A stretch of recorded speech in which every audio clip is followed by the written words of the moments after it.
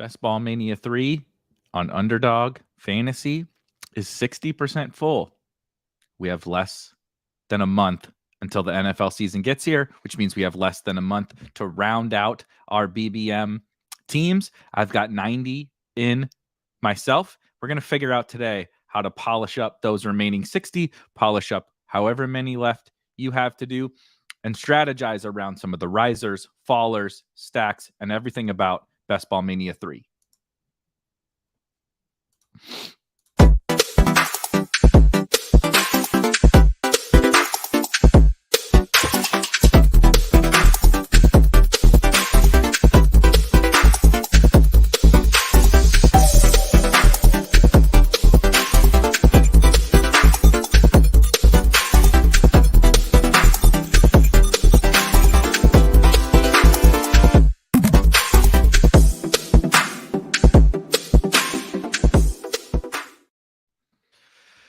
All right, guys, as Tony says, do that thing.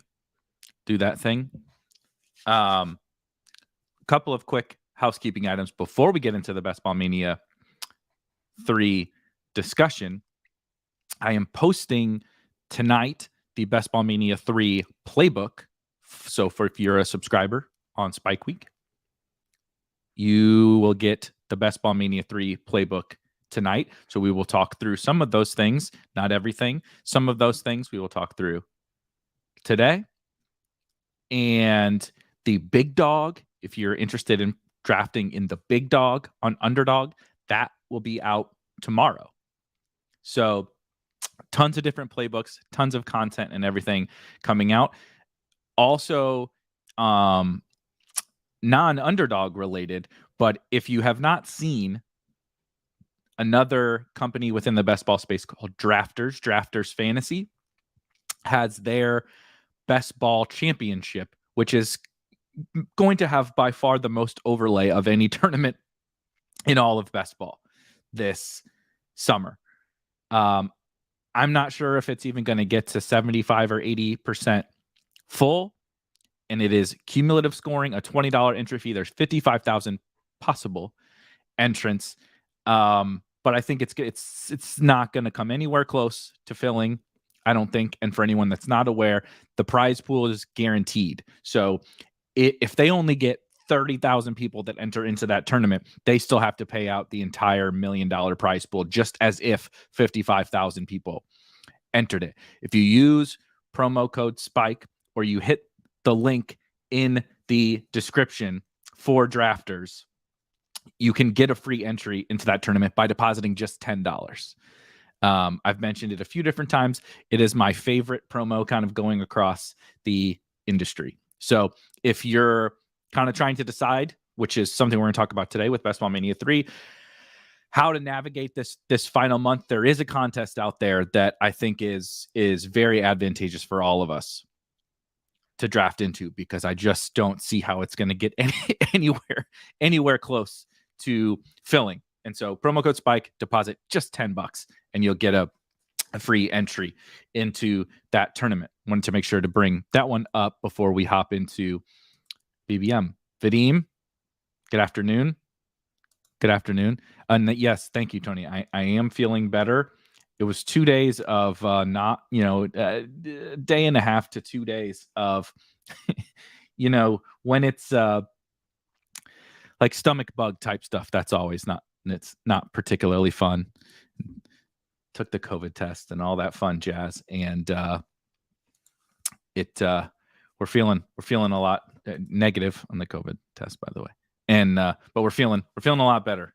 It's a miserable couple of days, but I'm excited to get back into some Best Ball Mania stuff. And I talked about, if you have followed any of the watched any of the shows over the last couple of weeks, maybe even last month or so, I had been kind of not drafting in Best Ball Mania 3 for a stretch there. I wanted to get to the typical, what people would call the barbell draft approach, where I would get half of my drafts in kind of before training camp and preseason and stuff started. I did not quite get there. I don't even think I got to 60. I was like 58 or 59, I think, drafts before camp started. And then I paused. I was maxing I was firing on some other sites, DraftKings and such. And so, but I'm back hardcore in the BBM streets. You'll see I've gotten to 90. So I've done a lot of drafts over the course of the last week or so, all fast drafts. And so I've been kind of really locked in on BBM. Like I said, I'm writing the playbook and thinking through how I want to kind of handle these final teams and handle all the craziness that's kind of going on with training camp, with players getting steamed like, honestly, we've never really seen before. I hit a couple comments before we totally dive in. Eric asked, when NBA best ball content? Yeah, soon. So if you are interested in the NBA side of things, the schedule just dropped, and so that's obviously going to be very important for figuring out some player targets. The schedule is similar to NFL, very important for those playoff weeks, and maybe even more so in NBA, where the amount of games you play can be just as important, even more important than your matchups and stuff like that. We'll be putting out quite a bit of NBA best ball content here fairly shortly. Rankings are already up. If you go to the site and you're a subscriber and you go to other sports and then NBA, the top 200 rankings have been up for a little bit for NBA. We'll be getting to content and everything, written content, video content, and everything very soon. But gotta power through some NFL stuff. So Ball Mania 3, we're at a weird and funny section of two things. We're at a weird section of the best ball landscape. Like, we're going to look back, I think, in years. And if we look back to the last couple of years and you think about just how much this whole thing has changed, right? Like, even a year or two ago, the market has always been very reactionary to camp news, right? We saw, if you remember last year, like the CeeDee Lamb stuff. He was one of my favorites. He was getting, and I drafted a lot of CeeDee last year. He was getting crazy, like, highlights at practice and all this, right? He was the guy getting, constant Twitter hype. All of last offseason gets him steamed all the way up to like the 2-3 turn in drafts. But that was like a kind of a gradual thing where it took a few weeks or whatever for these guys to get really steamed and really, pushed up the boards by everybody, as opposed to like, say, oh, it's just these crazy wide receiver people that are pushing this guy up or whatever. This year is different. We've never really experienced this type of a fantasy football market. Certainly not a best ball market. I mean, we never had contests like this. We never had, as Carlos brings up the Pomeranian, I mean, we never had contests that were coming out and filling in a few hours, which is what happened with the first Pomeranian, right? This whole landscape is entirely different than anything we've ever experienced. And so that's important for us to take into consideration. This is the first guy that I was going to bring up that Eric mentions. And George Pickens has that dog in him. Easy 101, and George Pickens definitely has that dog in him. However, it's funny, right? Pickens goes from a fairly late round pick, and we can argue about exactly where he should go. Was he mispriced? I think he was probably a little mispriced before, and then we get an endless string of hype from reporters on George Pickens. And it's not just like, oh, he looks great. It's it's the most absurd, hyperbolic stuff ever, right? Then he has a good preseason game, week 1, and he's being called Randy Moss and Terrell Owens and the best rookie these guys have ever seen, and he goes from the one 60s or something like that to, as Tony says here, like at the latest on Underdog in the 120s, the absolute latest. I'm not sure I've even seen him available in the 120s. Somebody was in the Discord mentioning that, and now this a lot of the times can be a misclick or a timeout or whatever, a queue issue, but that, somebody saw him go like 41st overall. I did today see him go like in the 70s, and I think these are like I don't know if I've seen him go outside of the top 100 anymore.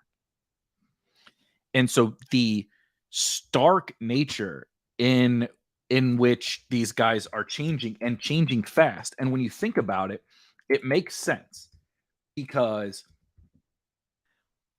so it used to be, right, there would only be so many drafts happening in a day. Now, there was quite a few drafts happening in a day on Underdog last year, but not like this, right? We're not filling the Pomeranian in 3 hours or 4 hours or whatever it was last year. So it would be more gradual, and not everybody was quite as locked in. There wasn't this amount of news, right? We were still a little bit in pandemic eras. Definitely 2 years ago, last year still a little bit. And so it wasn't like this situation where we would get all this reporting. And I think it was Rob was talking with, it's been a couple of weeks or something.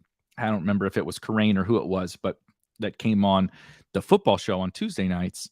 And he said, like, I feel just from sitting on Twitter, like I watched every play of the Jaguars practice. Because that's the speaking of got that dog in him, because like every play is posted to Twitter, any catch a player makes, if a good route, a bad route, everything is being put onto social media, right? Now we'll talk about him a little bit more too, but with Treylon Burks, anytime he makes a good play, we see it, and then people call him Justin Jefferson. It's absurd. But you have this situation with George Pickens where, with so much news being reported and so many drafts happening in a day, and every draft he goes a little higher, that ADP updates, and the next day the guy's risen multiple rounds, like in a day, because so many drafts are happening, and it's it's rolling ADP. That is really funny. Derek says, I'm currently driving and my dog is now convinced there's another dog in the truck. That is really funny. That's what you get. That's what you get with Spike Week shows. Your dogs will freak out. My dogs will freak out.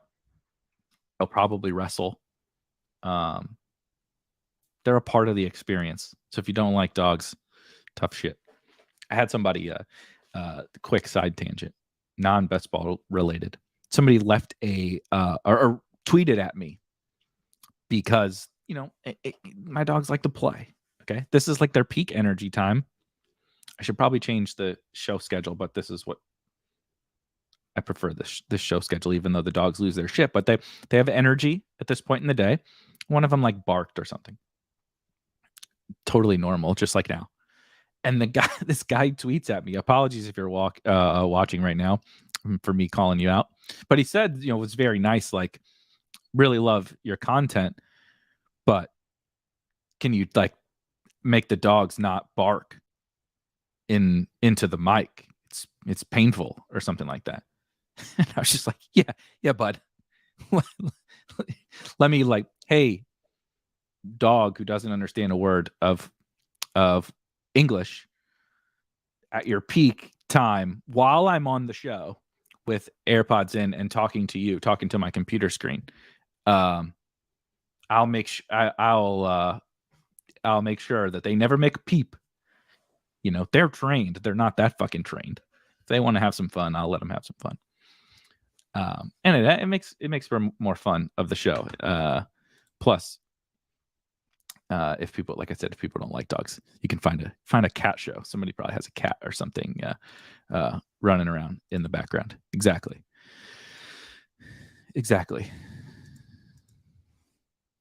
Your dog knows English. It's funny. Anyway, so George Pickens, right? He's absolutely the epitome of this kind of initial conversation that I think we should have about how to handle these types of situations. You get this crazy movement with the steamy players, right? We'll also get to Pacheco. But you get this crazy movement, and it's this combination. You have to be thoughtful about the situation, because it's not as simple as just like, oh my God, I love this guy, and look at how good he is and everything, let's just draft him. But it's also not as simple that I think the mistake people will make also as the alternative being, oh my God, he's getting steamed out the board, can't take him. And it's a lot more in between, and we have to treat every situation differently. And Pickens is about to be the one where I do think we're going to reach the time of I'm not sure that we can draft him anymore. Probably maybe Pacheco too, but we have to talk through these situations and think about them, because there are absolutely reasons to be excited for George Pickens. But chasing the former 15th round pick or whatever it was, 14th round pick up, and doing this Marquez Callaway thing just because he's getting a lot of hype, while not accounting for all the factors of the tournament, Best Ball Mania specifically, and not accounting for, like a little bit more nuance than just guy good at football, smash him in drafts. There's a lot more to it. And I think at this point in the draft cycle is like the main conversation that we probably need to be having, right? How to handle the George Pickens, Brian Robinson in the chat is another really good one. And I'm going to pull those guys up here in just a second. So let's look at some ADP.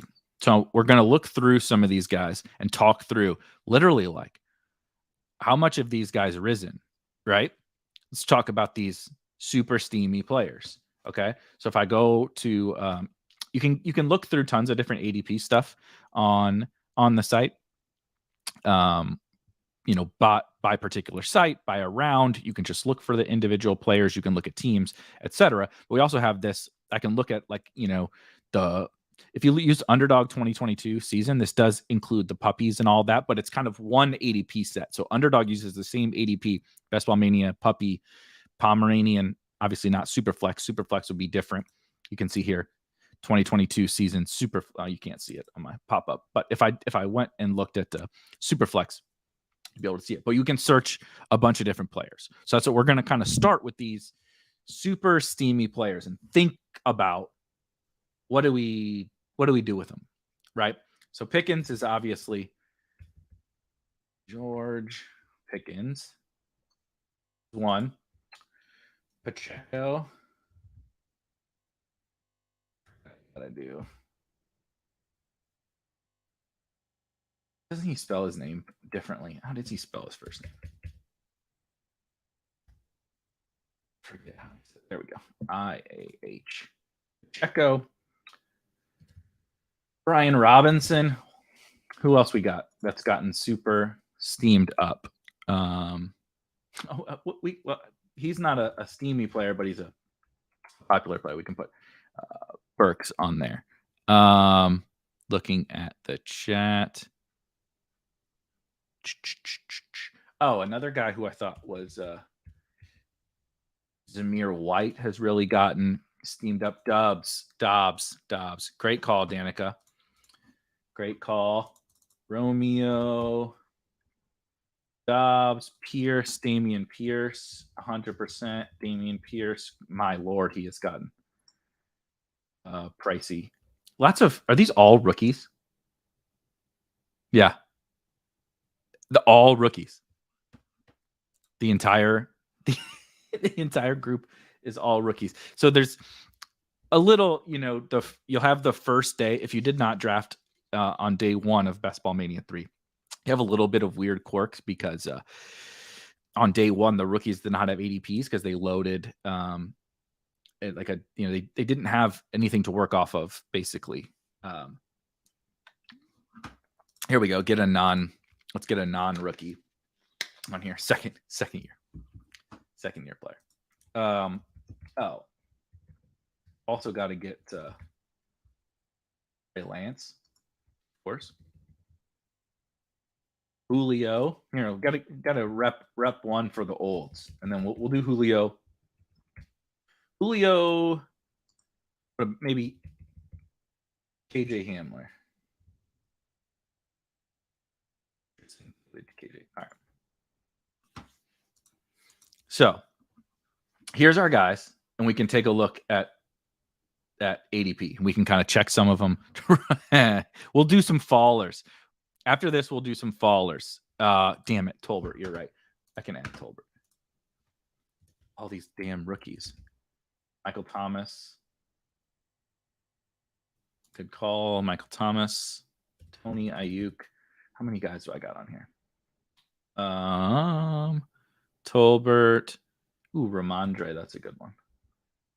We'll hit some more. I promise. We'll move some guys in and out. But let's take a look at this now to kind of start. So, like I said, the very, very, very beginning ADP on some of these guys is, very, very low. We can kind of forget like that first day, right? Let's just kind of ignore that first day and just kind of look a little bit at general basic trends, right? So the here's our man Pickens in red, right? Isn't this so funny? So obviously kind of settles in over the course of the early part of draft season. George Pickens, what's this? 150 to 160 all the way down. Let me zoom it just a little bit more so we can see it better. A little too much. All right. So Pickens. Oh, this is a damn screen. Pickens is, settling in here late June, early July, 170, right? Gets down to 173. So if we kind of consider through most of, he was a little, it is, I actually didn't know this. It is crazy to see this start kind of high, 140s, to 150 for May. And then we get to June and it's kind of a plummet down to 170. Did he get to 175? Yeah. So we bottom out at 176. Let's call it. We bottom out not that long ago. I mean, it's August 17th. And on July 28th, George Pickens is going at pick 176. Right? Then we get to camp. As you can see the spot right here where we got to camp. And it's like, oh my God. It's almost like every day you could see there was a report, there was a report, there was a report. And now, as of today, 125.2. 50 picks. We've risen 50 picks in 3 weeks. Let's call it 3. So, something I wrote about in the playbook today, which is not, like I said, not out yet. It'll be out tonight. Something I wrote about in the playbook today is when we get, Pickens is a great example, a rise from, let's say, the 18th to the 13th round. Or in this case, the 16th to the 10th round, which is basically where we're at now, is not the same as a similar ADP change, 50 to 60 picks or whatever, is not the same as rising from the 8th round to the 3rd round, right? An 8th to a 3rd round rise is a significantly bigger move because of the quality of player you have to keep passing and the tiers and types of players that you pass in order to get there. So we don't want to just say George Pickens has risen 5 rounds, I cannot take him. And that's I don't have him on here, but this is another great one from Danica, Isaiah McKenzie. He actually is a guy for me who I was taking when he was going in the 18th round, and I'm still taking. I believe his ADP is around 150, and I'm still okay taking him at that, because pick 150 is like not really anything special. But once you start to cross over where Pickens, I believe, is headed based on, kind of tangential evidence. It's just my personal drafts that I've been doing, watching him go higher and higher and higher, and seeing other people say, like in the Spike Week Discord, saying, okay, he's going, like I'm seeing him go in the 70s, I'm seeing him go in the 80s, right? And he's certainly not a guy falling past ADP anymore. And so he's a guy that we need to monitor.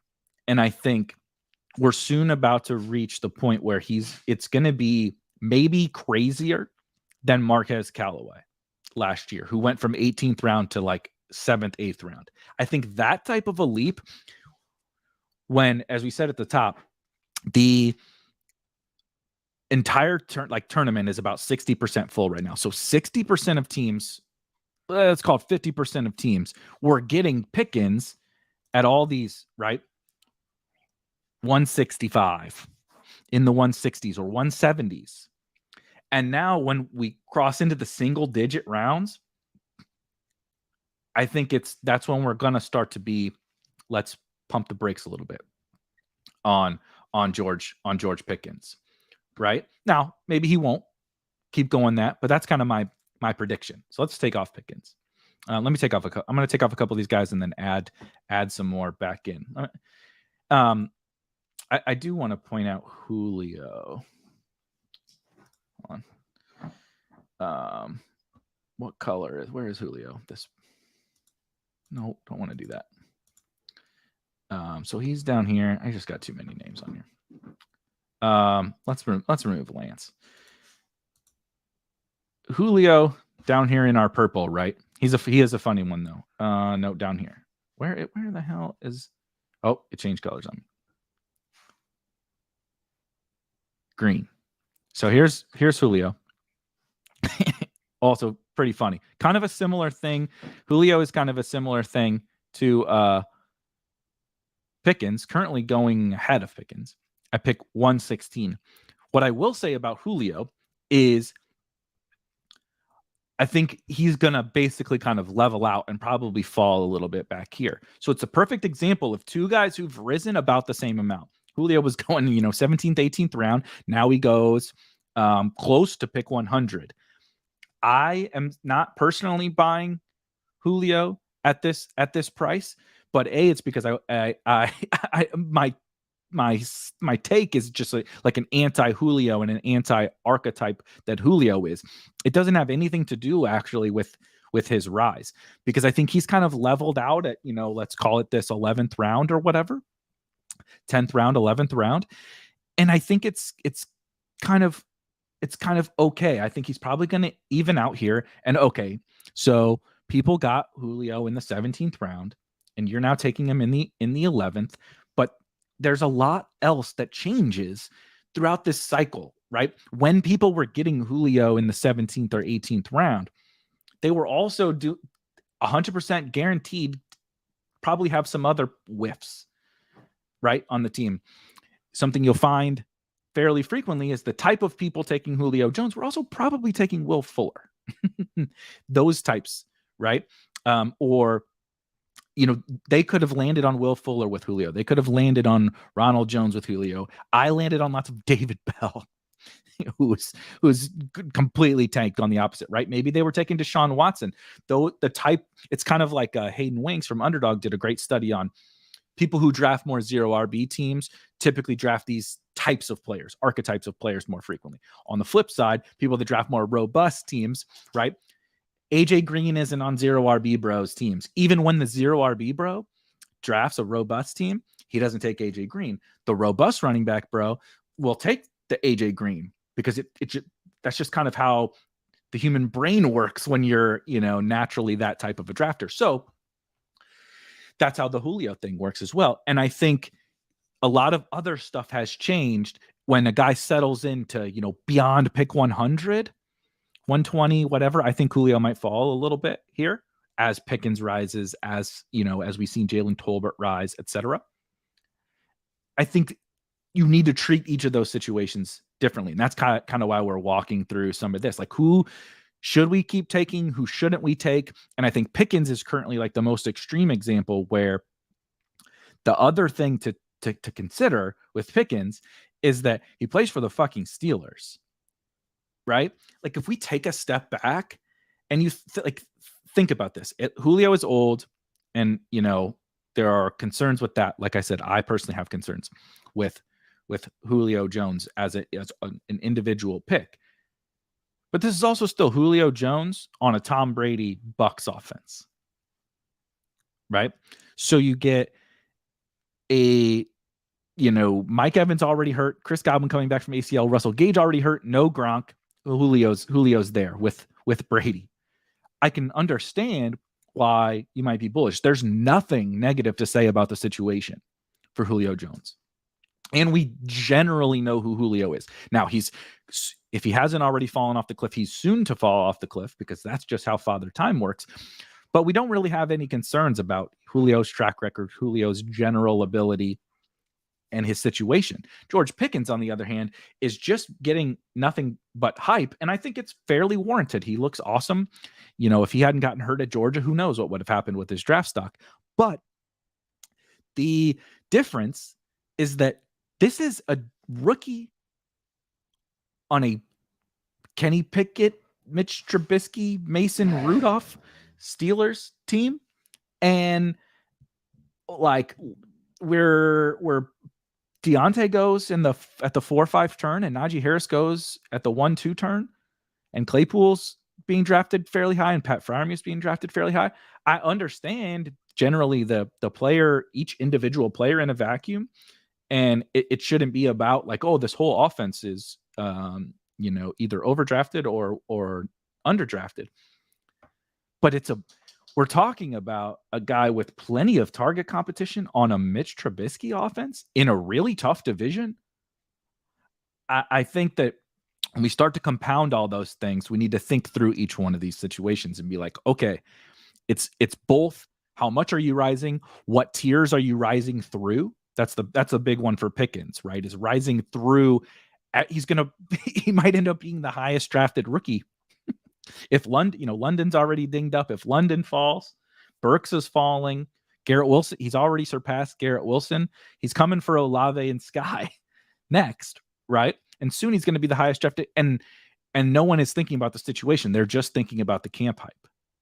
And so thinking through all of that different stuff is kind of how I think we should talk about it. Now, we spent a lot of time talking about George Pickens and some of that. So let's look at a few other things. Let's look at the running backs. We'll come back to Tolbert, Nico, etc. And let's look at the running backs, because the running backs can be kind of interesting. We'll definitely look at Dobbs, etc. But let's look at the running backs. These guys, and I'm going to put Ramondre on here because I mostly want to see him. Did anybody else have mention another? And then we'll do kind of some fallers, and then I'm going to pull up my DraftIQ to start to talk about like, okay, now how do we proceed with for me, 60 more drafts. Some people in the chat were talking about they only have a handful of more BBMs. All right, running backs, the steamy running backs. How do we handle these guys? This is really funny. The Pacheco one is really, really funny. So literally not drafted is basically what this is saying. With 216 ADP, meaning just enough people were taking him to register him with the 216 ADP. And hey, these damn dogs are pissing me off. It's a pillow. Can't have pillows now around. Oh, Burks. Nope, didn't mean to have Burks. Thank you for pointing that out. Thank you, Andy. Appreciate you. So Pacheco goes literally undrafted till August.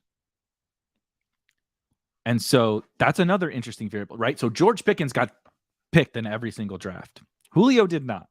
Another thing that we didn't bring up with Julio. Julio was probably not drafted in every draft because he fell so far for a stretch. Yeah, Pierce is on here.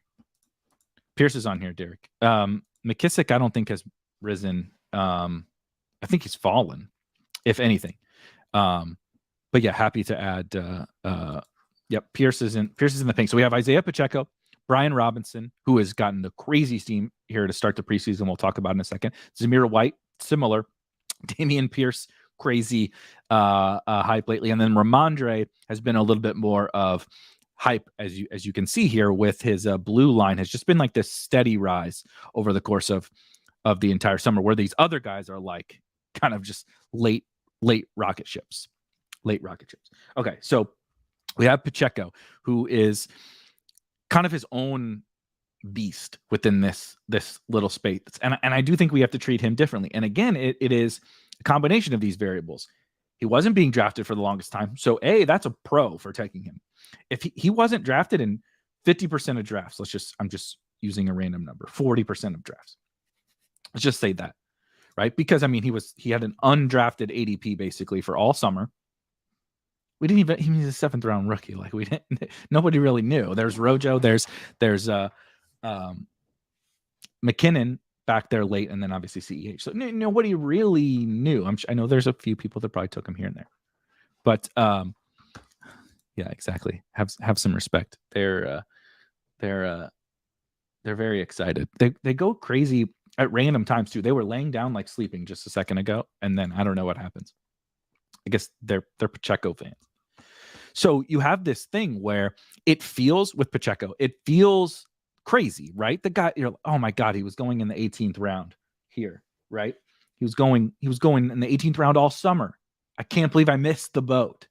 I can't possibly take him in the 150s now. It's like setting aside, more of a specific evaluation of Isaiah Pacheco.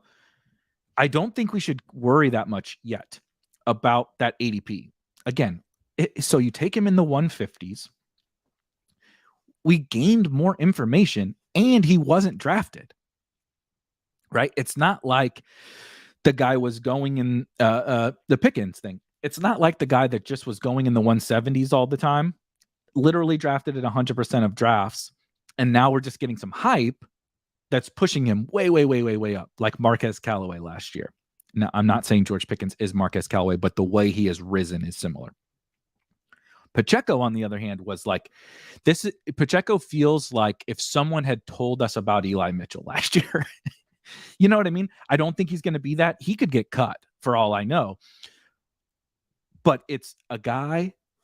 We've been trying to find the freaking Chiefs running back, right? Why were people smashing Rojo? Why do people still take CEH in the 8th, 9th round? Why were people taking Jerick McKinnon last year was said to have dead legs, right? The dude couldn't make it through the season because his legs were dead because he's old and dusty and has been hurt so much. And we're still taking shots on him in drafts because we just know how valuable it is to play running back on the Chiefs. Now we have this young guy who we have questions about him as a prospect. Is this kind of hype of him running with the ones and stuff real? All legitimate concerns. But from can I draft him because he's getting steamed or not? We have not reached that point yet. Now, again, we might reach that point where he starts going in the 120s and the 110s and the 100. I don't know if we'll reach that level with him, but if we do, that's something we need to consider. But as it stands right now with a 157 ADP, I think people will treat Pacheco like Pickens, and I don't think that they're the same for multiple different reasons, including also positionally. Running backs are going to that's something to take away from this whole conversation that we'll definitely talk about when I pull up my DraftIQ, is that running backs inherently, once we start to learn more, are going to go higher. And you have to be comfortable, like, damn, he was going at 200 and now I got to take him at 157. Like, that's you're paying for the more certain information that you have now. That's part of drafting at this time of the year, right? Why are all these guys? Some of it is hype, right? Brian Robinson scores a touchdown. Zamir White, we're getting negative Josh Jacobs reports and maybe some positive Zamir White. We're getting kind of combinations of different things, sometimes hype, but also some of it's like everyone at Texans campus, Dameon Pierce is their best running back. Dameon Pierce is their best running back. By far, he's pass protecting, he's running, he's doing everything. And so you pay for that level of new information that we didn't have in May, right? And so you can't just run away from the guys because these guys can be the best bets now. And we can pay for that. You have to just be cognizant of how you're like what kind of rise we're talking about. And that's the most important thing. So really quickly run through these. Like I said, Ramondre was an interesting one going, in the 120s, low to mid 120s, early. And now, I think again, with good reason, is up into the 80s. I don't think that that's something that should stop you from taking him. I think that plenty of other things have changed around those entire tiers, including maybe some fallers that we can get into in a second. Cough, Treylon Burks, cough. But, I'm not concerned about that for Ramondre. Again, if it's a situation where we go, okay, he was in the 120s or 110s for most of the summer and he closes in the 50s or 60s, that's a huge issue. So we might be approaching start being a little more cautious with Ramondre, but I would not worry about that specific change for him. Dameon Pierce is definitely one of the more interesting ones. The pink here just was hovering in, again, the 130s, 120s, something like that. And then, we get the camp hype in the preseason game, and we're already up to 108.5. Not something, if you want to draft him, that you're backing off, but it's interesting to see kind of that rise and a little bit of the similar situation. These are just guys we want to monitor at this point. I don't really think anybody here has such a I get Zamir White maybe will eventually get there because I don't really know that anything has changed for Zamir White, but he's the one getting steamed. I think Brian Robinson is a guy who I still, again, 156. All you're doing is paying this premium from 195 to 155 because we know more now. You can't just fade the guys just because we gained information and they rose. Most of the time, this should be the case. There was a potential outcome with Brian Robinson where we didn't necessarily get this. Antonio Gibson comes out and crushes with the ones, and McKissick plays third downs, and Brian Robinson is just getting the third and fourth quarter of preseason games. That did not happen, and it's looking worse and worse and worse for Antonio Gibson. But again, these are just guys I think we want to keep an eye on. Nobody here has done anything from an ADP perspective to run from, and in fact, if you run from the guys who should rise when we gain that information, I think you're going to miss out on some kind of the league with the potential league winners, right? Because this is the point of draft season where we're gaining that information. It's the point of why we're drafting now. You have to understand that you're going to pay a little bit of a premium. If you just wanted to try to get all closing line value on all guys, you should have had your 150 teams done already. You know what I mean? Okay. Let's no, Algier is probably on the fallers list. I can pull up Algier really fast. Algier definitely. Let's type in the last name. Algier, I would bet is so rose really quickly early in the offseason, right? Which makes sense, just those first couple of days when the rookies had suppressed ADPs, but then he's kind of fallen a little bit as he's fallen a few picks in the last few days as he's kind of buried on the depth chart. And I mean, this one was probably fairly predictable, I would say. Like, what is Algier, fifth round pick, kind of a so-so prospect, and on the Falcons, and he's buried on the depth chart, anyway. So we did the running backs. Treylon is a funny one. I want to look at his. Look at that. So Treylon topped out. What's here? 70.6. Yeah. For a few days in May, mid-May, Treylon got up to pick 70. And we bottomed out here a couple weeks ago around 97, and we're approaching back towards 97 again here. So that's a funny one. Russell Gage is a very, very good one. Great, excellent call. There's that, man. You are right. That is very funny. Gage has both, right? Gage is the unicorn that has done the full U, as Neil says, from way down in the 120s to start the draft season, just steadily rising and rising and rising and rising, and then boop, shit, all the way up to 70, pick 70, 69.9. Nice. And then Julio signs, and he gets hurt, and we're back down to 113 and falling more, I think. And so you see these guys are just examples of right, wrong, or indifferent, the rise, fall of all these guys. But you can, yeah, very nice, Timothy. But you can see how just thinking about, oh, Pacheco rose, I can't take him anymore. Or even, oh, Pickens rose, I can't take him anymore. Because there's all these different guys, right? Here's going to be my favorite two. This one still is going to tilt me. I want to do David Bell and Fuller. You want to see some fall. Jesus Christ. So David Bell, when idiots like me were drafting him early in the summer, going in the 140s, started in the 140s. I picked 148. We are now currently at an ADP of 211. 211, just plummeting day after day going down. David Bell.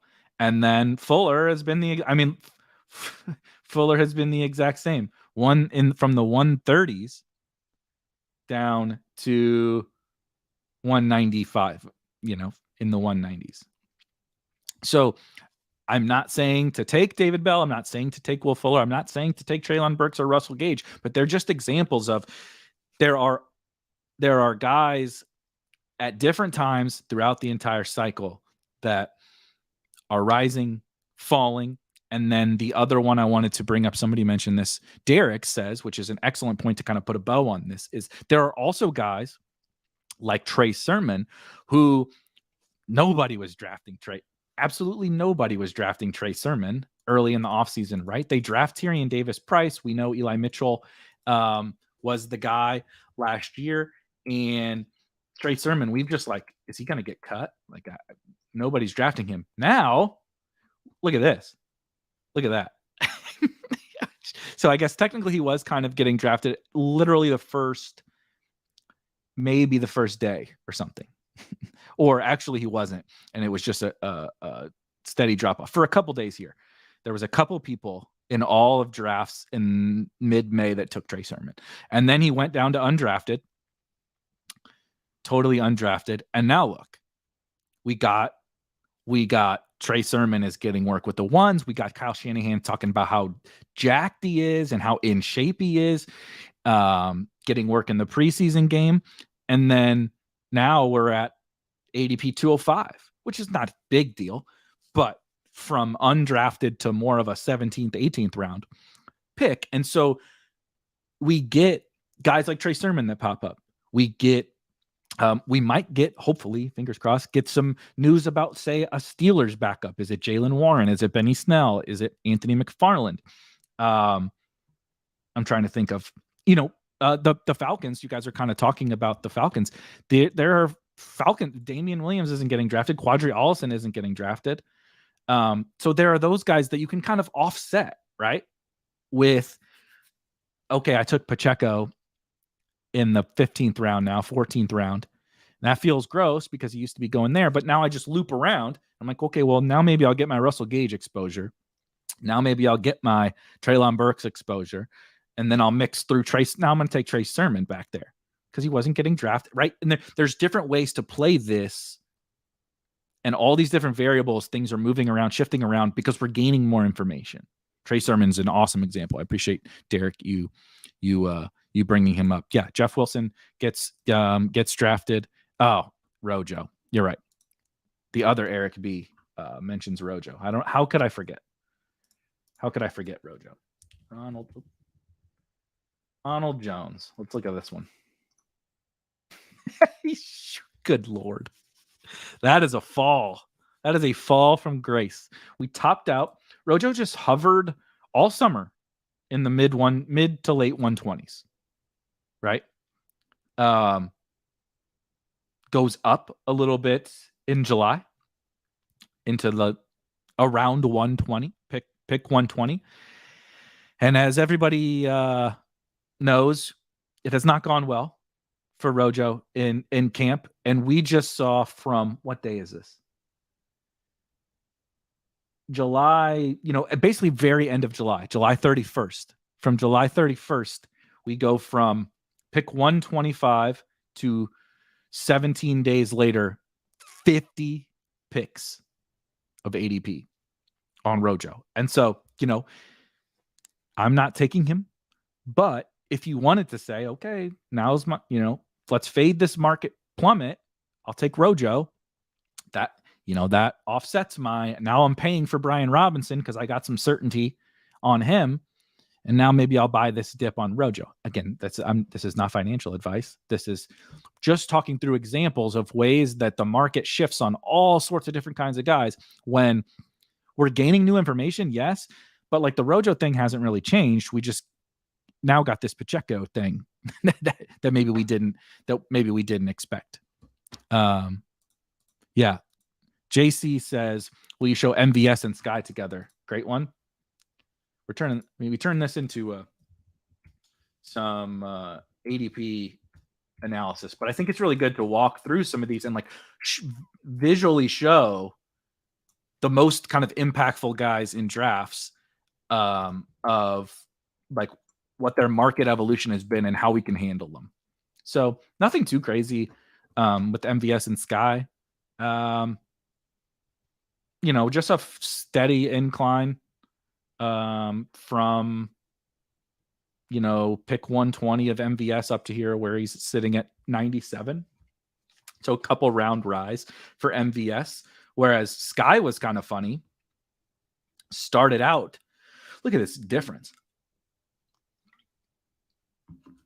So now they go pretty much right next to each other. Actually, this is very interesting. Started, we're all trying to figure out who did this with the ship chasers. Skyy getting into the 80s, almost up to 80 overall, while MVS was going beyond pick 100, more like pick 110. Slowly get some MVS steam up to about where he goes right now. And Skyy, being people probably correctly realizing that while Skyy's really fun and high upside bet, I like Skyy. I'm taking Skyy. Again, we'll get over to the DraftIQ thing and start to talk through some specific players that we can draft moving forward, or some ways to approach the drafts the rest of the way.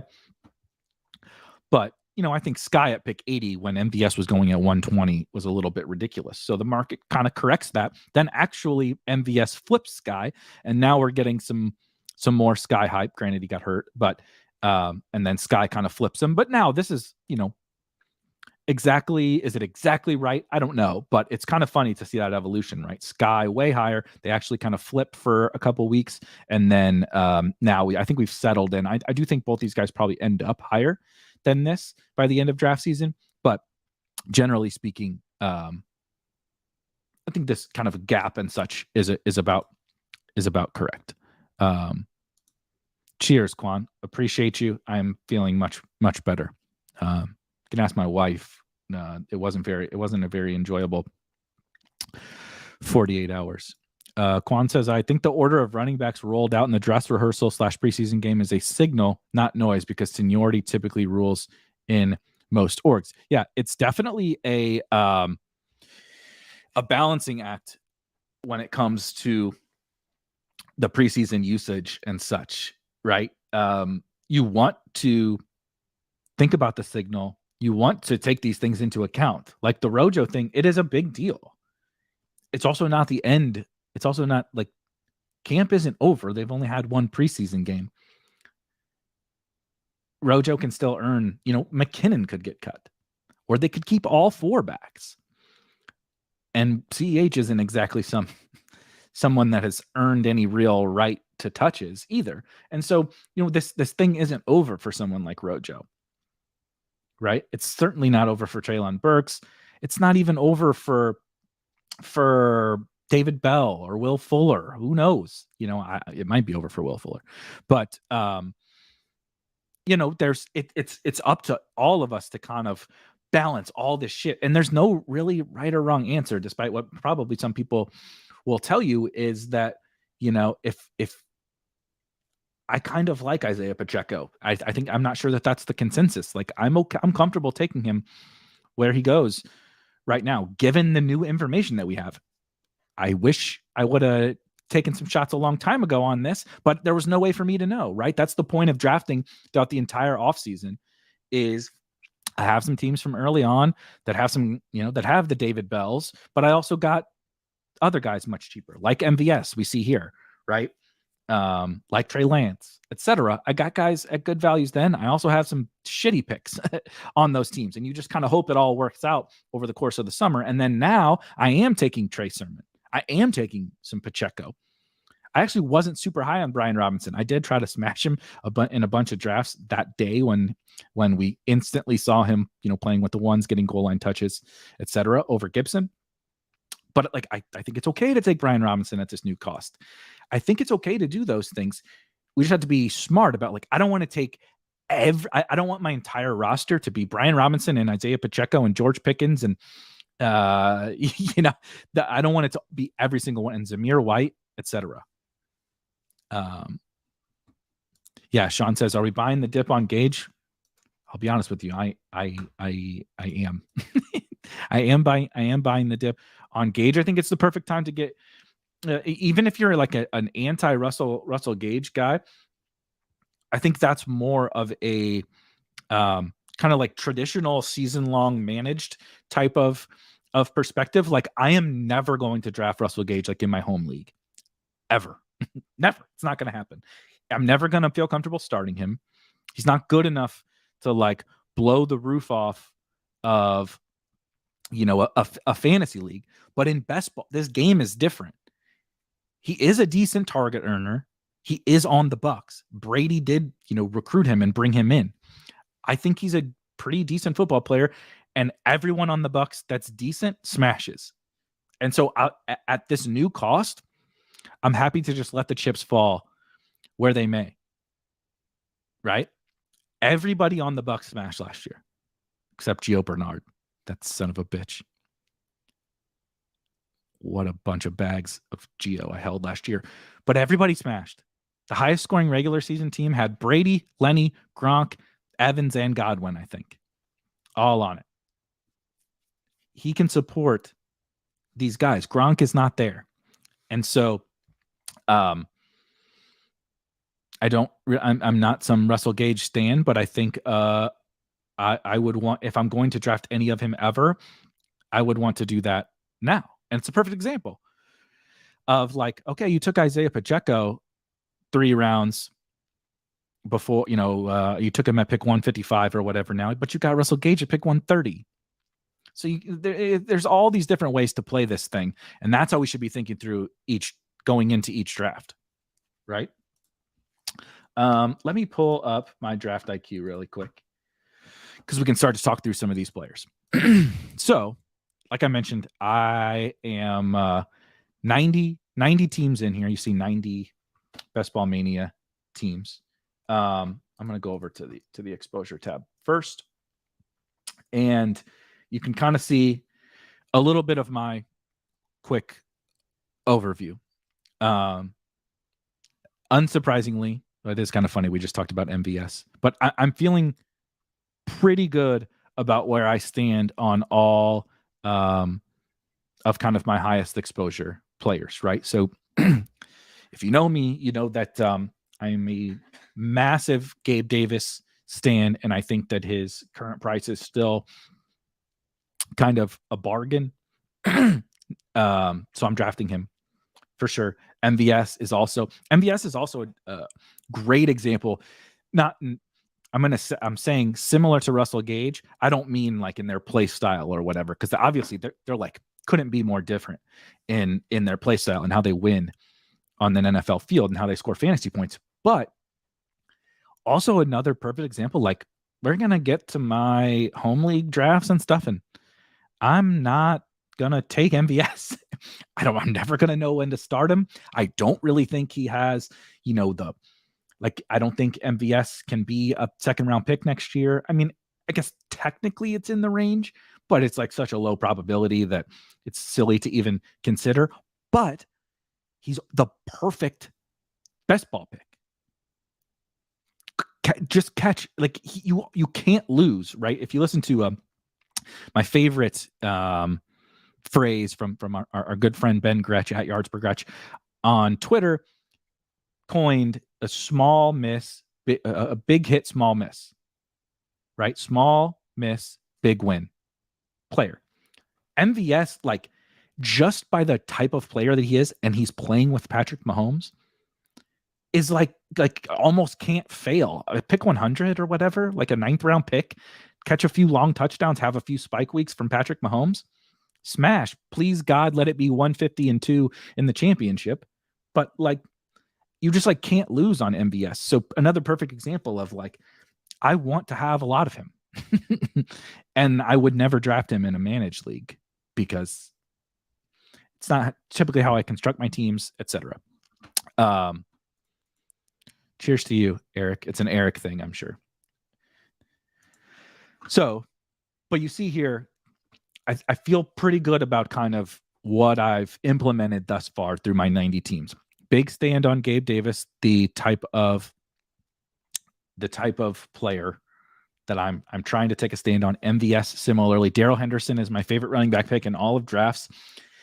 He has risen a little bit, but I haven't been able to figure out why he went in the 140s or whatever for such a long time. Being that we just saw him be an awesome fantasy back last year, and now he actually is getting work with the ones, and McVay's talking him up, etc. Kyle Pitts, obviously, the type of tight end I want to go after. Getting a little worried about this big D'Ernest share, but this was part of the gamble with D'Ernest and Hunt. Obviously, being on the Browns is a risk, but we are betting hopefully on a trade, and obviously that's looking a little less likely. But it's you're just hoping for something to play out in camp, right? Somebody to say, "Oh man, we made it through camp and preseason, and my backfield is just not as good as I hope it would be." And so there's D'Ernest and Hunt out there that'll be, the Browns will be the first call that anybody gets for a running back or an injury, right? The Cam Akers thing happens from last year, and D'Ernest and Hunt are the Sony Michels of this year. Michael Carter, just obviously I build a lot of zero and hero running back teams. He fits, and he really hasn't gotten steamed up a lot. And I'm in on Michael Carter. Shout out to the RotoViz guys who talked a lot about Michael Carter. Isaiah McKenzie, as we said, is a great example of a guy I was buying in the 18th, and I'm still buying. I'm very much in on Isaiah McKenzie. Hollywood and Kyler, love that stack, love both of them in general. And then you have Gainwell, again, another perfect fit for the way that I build teams. And I think he was way undervalued before, still buying him also at this new cost, and Mike Williams. So you kind of see my general exposure type stuff here, right? Huge amount of correlation between Denver and Kansas City, which is really not surprising because those are the guys that I love on both teams. I MVS obviously as one of my highest owned players. Alberto is one of my highest owned tight ends. Javonte is one of my highest owned running backs. Plenty of Skyy, Melvin. I just draft all those guys, and so it happens to work out that they play each other and they play in the They play each other in week 17, but I mentioned this multiple different times. These are the types of teams that I think we should be targeting, and I'm going to continue to target because I think the market has kind of like flattened out, other than Pacheco. The market has like kind of flattened out on all these guys. I don't really see room for anybody to run. Maybe some Javonte. He got a little. It was kind of a funny quote today from Melvin, but got some hype from Melvin as the kind of lead back and starter today. But I'm going to keep smashing Denver and KC. They are a crux of my strategy, and they both have so many different players that are draftable that it's like almost impossible. I mean, you see, I'm going out of my way to draft MVS and draft players from those teams, and I don't really have. Well, we can look at Kansas City. So I have 19% Rojo, RIP, 16% Skyy Moore, 14% Mahomes, 12% Kelsey, and 10% McColl, 6% Juju. So you can see I'm skewing more MVS, Skyy, and the cheaper guys, but I do take a little bit. So there, I have 3 Pacheco teams, 3 CEH teams, and then let's look at Denver really fast. But these guys, these 2 teams specifically, talking about Best Ball Mania 3 strategy, are a huge crux of my entire strategy. And I think people will misconstrue it to think it's about week 17, and it actually isn't. I think these are the 2 perfect situations that we want to buy into because they both have tons of uncertainty, but truly unbelievable upside and really a kind of reasonable floor, especially now. Unfortunately, Tim Patrick got hurt, but as we start to get a little more clarity on the backfield on both sides, but definitely in Kansas City, and then the target competition starts to weed itself out a little bit. Those are just the 2 teams I want to be overweight, like on all these guys. And like you see, I mean, I don't have anybody over 20% on the Broncos, even though they're like one of my highest owned teams. 20% Javonte, 19% Melvin. I don't draft them together. So, 40% of my teams have one of the Broncos running backs. I honestly would probably prefer that to be higher. 19% Alberto, Judy, or Sutton. 10% Sutton, 17% Judy. This is about kind of what I would hope, right? I had 6 Tim Patrick teams.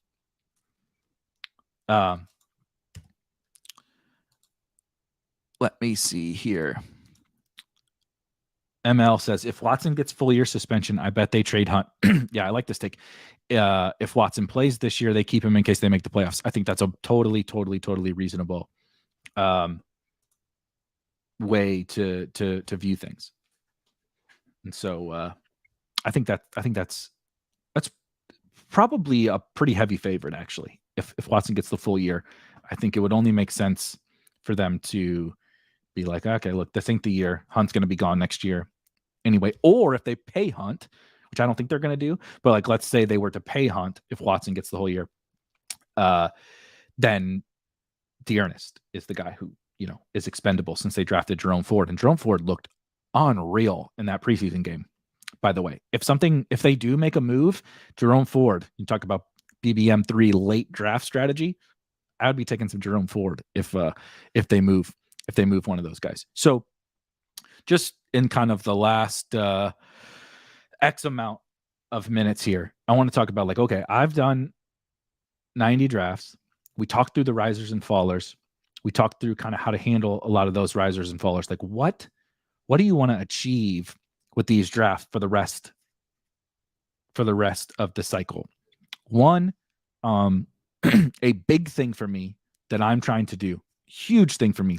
Part of it has to do with, as you see over here in my team structures, I have 33% zero RB, 33% hero RB, right? And then even then 11% of two early running backs. So 80% of my teams are fairly early running back light. So naturally, if you're taking tons of early running backs, it's not quite the same for you, but a huge piece of what I'm trying to do down the stretch is cycling through these new late round running backs.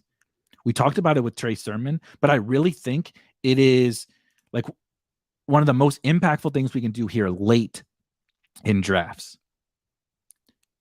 There were so many the Darrell Henderson values, and then in earlier drafts, I was taking a stand on Henderson, taking a stand on Dearness, Michael Carter, Gainwell, some of these guys who weren't necessarily last round picks, Spiller, which isn't looking very good, Rashad White, Miles Sanders, etc., Melvin. I was taking Rojo. I was taking stands on a lot of those guys who I thought were kind of the mid-round or late round, underpriced running backs. But the market gets really efficient on all that stuff, right? As we see, any bit of new information when we get to training camp season, these guys skyrocket. But we're also getting new information on other guys. Trey Sermon is like the perfect example. We buried Trey Sermon. And I didn't draft him. I think I have him on a couple teams now. Yeah, so I've drafted Trey Sermon 3 times now. Probably all in the last week. And it's like, okay, Pacheco shot up. Brian Robinson is shooting up, etc. How much Brian Robinson do I have? So 14% Brian Robinson. See, I feel fine with where I stand on Brian Robinson. There are going to be Eli Mitchell's, Sony.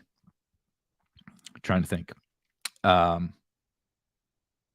Those types of guys from last year. Cordell Patterson. I know he was a wide receiver on Underdog, but you get the point. Another great example.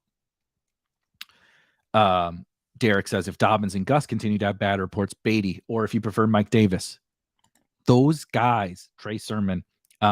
I did mention the Steelers thing. I'm drafting some Jaylen Warren. I think I may be taking him twice. Yeah. So two Jaylen Warren teams.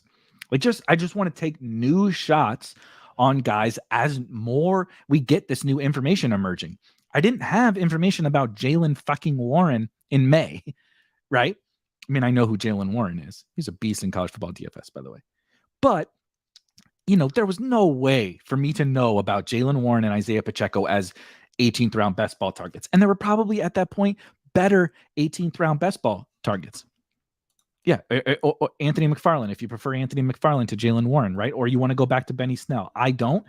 I kind of want to take the shot on Warren, the new, shiny new toy or whatever. But it's the same thing. I want to cycle through these new late round guys, right? And I kind of think outside of a few guys at wide receiver, it's mostly at the running back position where we're getting Beatty, Warren, McFarland, Sermon. I'm trying to think here. Let me just go to drafts. The Titans guys. I know some people have been taking Hassan Haskins already, but Haskins is back there and I wasn't taking him. So now it's like, okay, those other guys are gone from the 18th round. Now let's take some Haskins. I take some Dontrell Hilliard. 3% Dontrell Hilliard and 9% Hassan Haskins now. I don't even know if I had taken him before, but we start to cycle through these other guys in those late rounds. And it's because this is the point of these late drafts is yes, okay, maybe you missed out on the peak price of Pacheco, but now you're also getting these guys that were undrafted. The contest is already 60% full. So it's physically impossible for these guys to be more than 50% of teams. Trey Sermon, Jaylen Warren is definitely not going to be. Right. And so this is the point of these drafts is finding these guys that we get a little bit more information on and then taking your shot. And so those guys, those are a big piece of what I'm trying to do here to close out drafts. And then I was going to bring this up. One of a few different things I'm trying to do. Andy says need to get that late round tight end exposure up. And Sean says love some zero tight end. Yeah. So I have 17% late round tight end and I do want to move that number up. So two things. One, you see between late round tight end and elite tight end, that's 70 plus % of my portfolio. I actually kind of want to increase that number between the two of them to a higher number. I really do think as we've experienced drafts, I want to kind of be barbelling again, to use that phrase, between the elite tight ends and then these later round tight ends. I really do think that the guys that go a little bit later, Fant, Higbee, Njoku, even Hayden Hurst, etc., and then the undrafted guys, which I wrote about. I wrote about the undrafted tight end strategy. I think there's a lot of viable ones this year, and I know people talk about this thing with tight end probably every year that tight ends deeper this year, and I think in general that's bullshit. But this year, I think there's a lot of guys that go at the back end of drafts. I think that the middle is kind of bad, actually. So I don't know that I would call it deeper, but I think the back end has more upside. And when we're in these best ball tournaments, it's more important to think about that because we're trying to find leverage points. I want to get that team through to the finals with some guys like, I love Kyle Pitts. As you see, Kyle Pitts is my 4th highest owned player. I love him. But like, Kyle Pitts goes in the 3rd round of every draft. He's on 100% of drafts. Like, you get if Kyle Pitts smashes like Mark Andrews did last year, Mark Andrews was on almost 70% of Best Ball Mania 2 final teams. 70%. And tight end, even with Mark Andrews, is the most volatile scoring position that you can have. And so how do I ratchet up, not even just late round tight end, how do I ratchet up that leverage when all I'm doing is fading 5 elite guys? Like, I don't honestly really care that much about fading Dalton Schultz and fading Mike Gesicki and Pat Freiermuth. I don't really care about that. You're fading the superstars, but there's only 5 of them. And so taking these guys that are, my current guy is Isaiah Likely.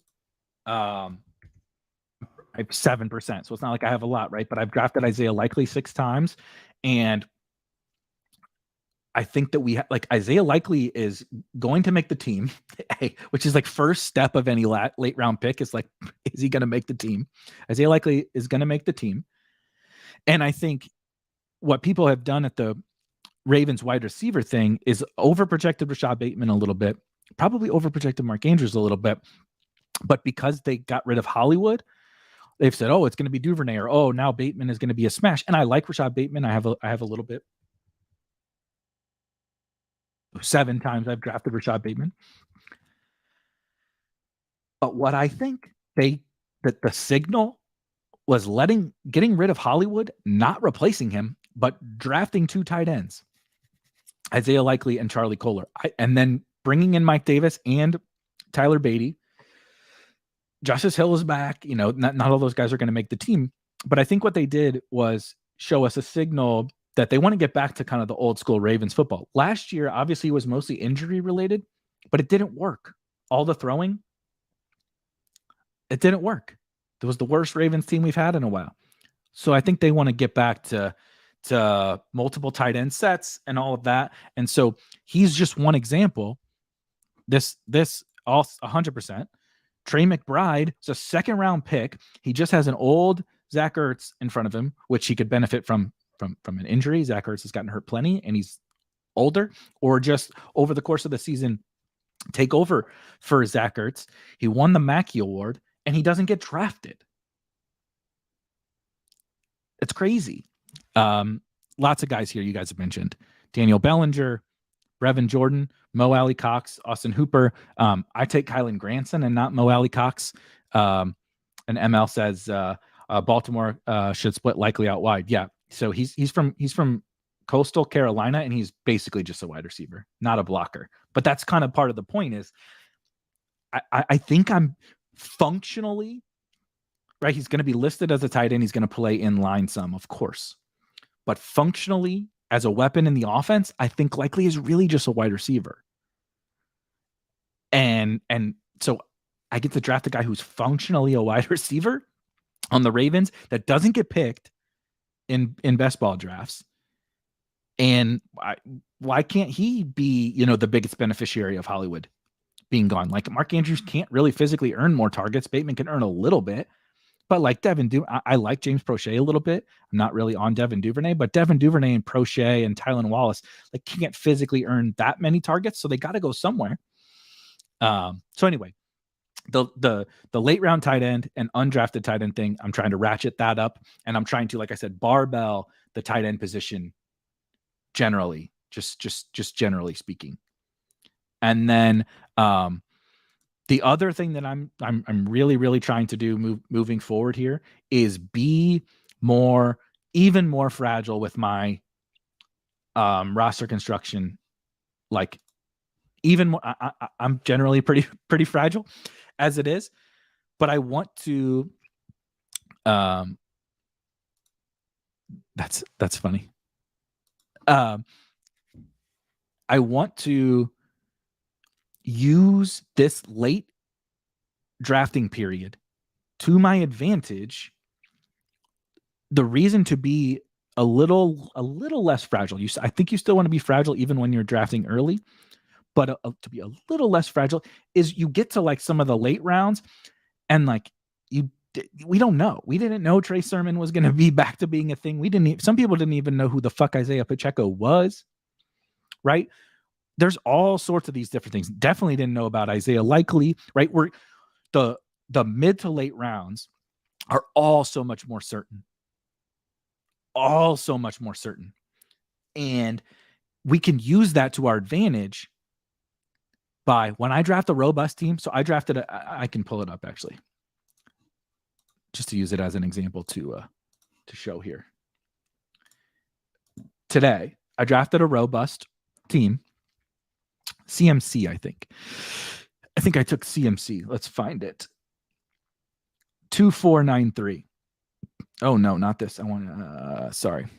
Sort by date. Here we go. 2310-3. So I drafted this team today.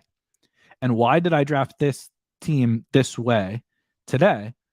Because I have this certainty, right? So I said I'm gonna draft a robust team. I decided I wanted to try out a 3 running back, CMC, Aaron Jones, and Lenny.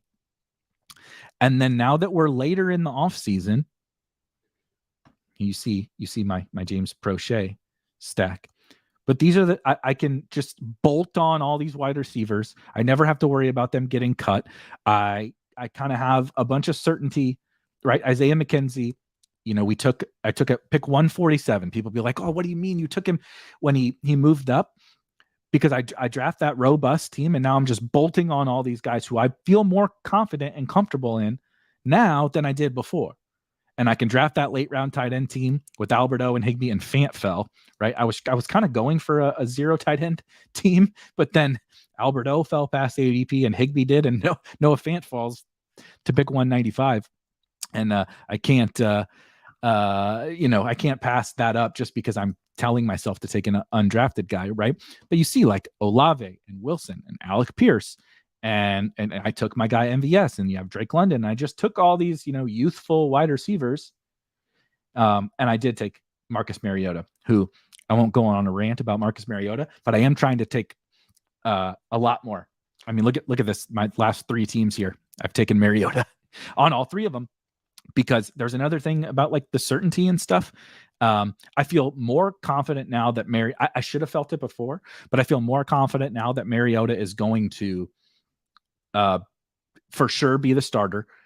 I definitely don't feel confident he's going to do it for the entire year, but I think when you draft him with Lamar Jackson or with Kyler Murray or with Josh Allen or something like that, like 17th, 18th round Marcus Mariota, like last year, Liam, who won Best Ball Mania 2, had Justin Fields as the second quarterback with Josh Allen. If your elite guy is a hit, Marcus Mariota is probably not going to be all that relevant in week 17 anyway. And so I thought Mariota looked awesome. Yeah, shout out to Derek. I thought Mariota looked really good in the preseason. He ran like crazy, which is exactly what you're looking for.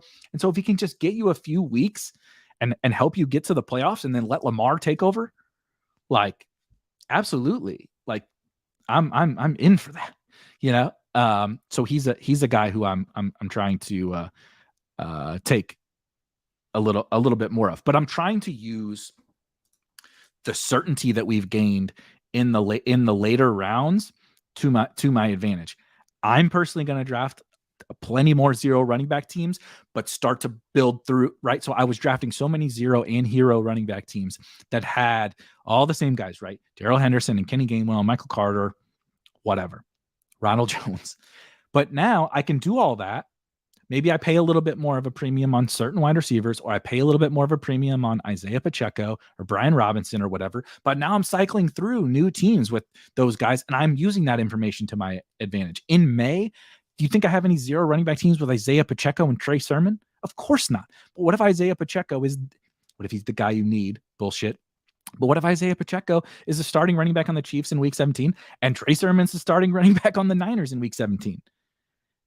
I want to cycle through those scenarios while still building those teams. I'm using the newfound information that I have from this time period to my advantage, and not being stuck to all my takes from the entire summer, and not hinging, like we talked about for the first half hour, 45 minutes, on the ADP. Like, oh, so-and-so rose. It's like, just because the Pacheco rose, do I want to be locked out of Pacheco? I want to have some, maybe I'm just a sick fuck. I want to have some Pacheco, Brian Robinson, Trey Sermon, like Jalen Warren teams, 0 running back teams. Like, I'll give me like 7 running backs on those teams, but I want to use this now to get those combinations of players that not only do I not have, I have 0 of those guys in my portfolio, like combinations of those guys in my portfolio. But now I also have, they're better picks now because of the information that I have, and nobody's going to have those combinations of players, right? So give me Pollard, Henderson, and all those late round running backs mixed together, tie them up in a bow, and put them on a 0 running back team. And maybe now I pair that with my undrafted tight end or whatever. You got all these unique teams that are good. You drafted good teams. You didn't have to do crazy stuff. We're always seeking leverage and uniqueness and all that in these drafts. Use this next month, these next 3 weeks. That's the point of this time, is to use all this and figure out ways to put it together, and then be smart about the George Pickens. And if Pacheco does get crazy, be smart about that. And then when we get the inevitable injury, we're hoping that it doesn't happen. But when you get this year's Cam Akers or this year's Travis Etienne or whatever, be smart about how you handle this year's Darrell Henderson or this year's James Robinson, right? We'll definitely be here talking, on this channel, be talking plenty about that when and if or when that, injury inevitably happens. We've luckily really only seen it with Tim Patrick, but when that type of thing happens, we'll figure out how to handle it. But I think there's a lot of things that we can do, both from the structure perspective, undrafted tight end, those kinds of things, but with this information that we have here moving forward. And hopefully a lot of that we covered, a lot of the key players and all that kind of stuff. We're talking a lot more Best Ball Mania 3 strategy for sure. Like I said, I got 60 more drafts to do here in the next few weeks. I'll be back tomorrow drafting a team. I don't know what site we'll be drafted it on, so be on the lookout. Tomorrow is strategy. Friday is drafting a team. Being sick the last 2 days has screwed me up. Thank you guys for hanging out. Be back tomorrow about the same time for some best ball theory, some more strategy talk, and then back on Friday drafting a team. Be on the lookout for the BBM playbook tonight and rankings updates. Got those coming out for you tonight, and I'll see you guys tomorrow. Peace.